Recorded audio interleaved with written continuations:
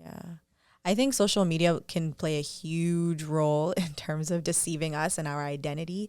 The way, like, the things that we post, when we're looking at the likes, when we're even comparing ourselves to other people, social media can definitely feed into existing things. And I think it could also plant new things that you didn't even intend to have a problem with, or you may think, oh, I never had a problem in this area, and all of a sudden you do, right? Which is a deception. It's on its own. Like, and that's a deception. I don't have a problem with that, but now I do.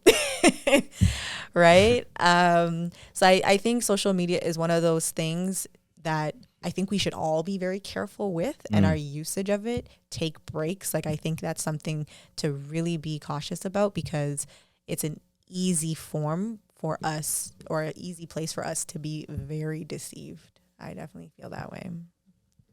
And the way that social media kind of manipulates the norm, this is the way that things should. It's really related to what you were just talking about.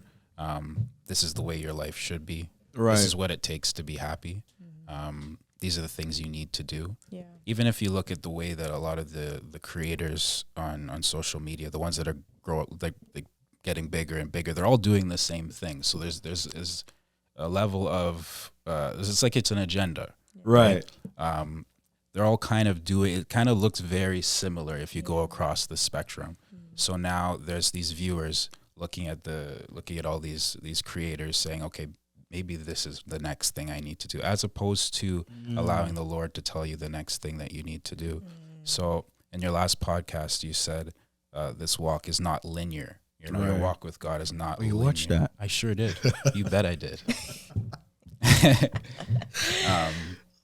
It's not linear. And what I see is there's many different voices saying that this is the linear way to go. This is the way. But we're talking about social media now.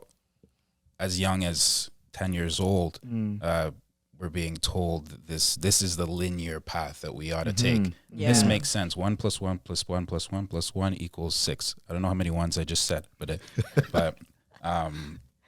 the idea is that there's a conditioning where we have been told this is what we need to do, this is what we should look like, this is this, that, and the other thing. But the Lord is saying it's not linear. It's here, then there. We're following. We're learning to move by the Spirit, and that's not popular at all. Right. Because we want to plan. Our hearts are. I think every no matter how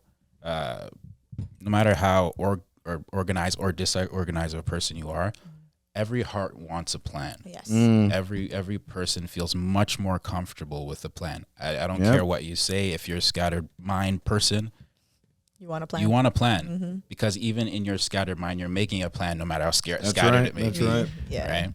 That's a good point.